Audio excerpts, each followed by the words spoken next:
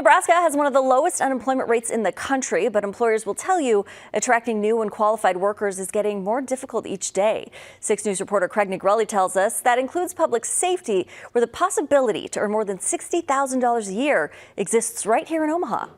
The Douglas County Corrections Department is looking for a few good men and women, and it's willing to pay a pretty good wage to attract candidates. The website blares now hiring. One click, and there it is, $30 an hour with full benefits from health care coverage to vacation, even a pension.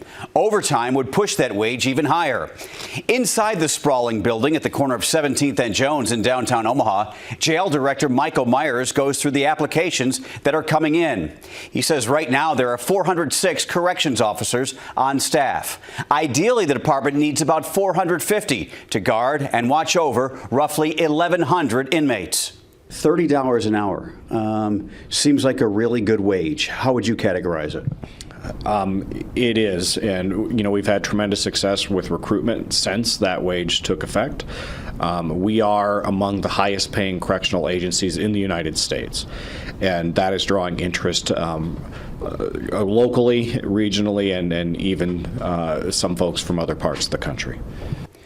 Candidates go through 6 weeks of training, including simulations in this room and hands-on training for 2 weeks. This is the booking area inside the facility.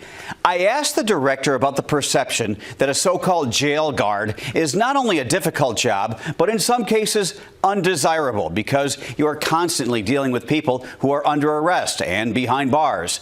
He admits it's not for everybody. However, we've really started to focus a lot on our staff resiliency and wellness efforts over the course of the past year, developing resources and programs for them to counteract the stresses and challenges that this profession presents.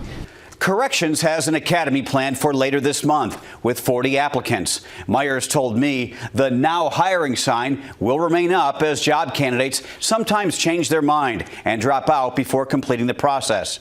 He says, like many industries, the pandemic changed the landscape in which attracting and retaining workers is getting tougher and tougher.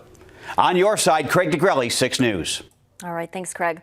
The minimum job requirements include the following. You must be 19 years old, have a high school diploma or GED, have a valid driver's license, and be able to pass a drug test.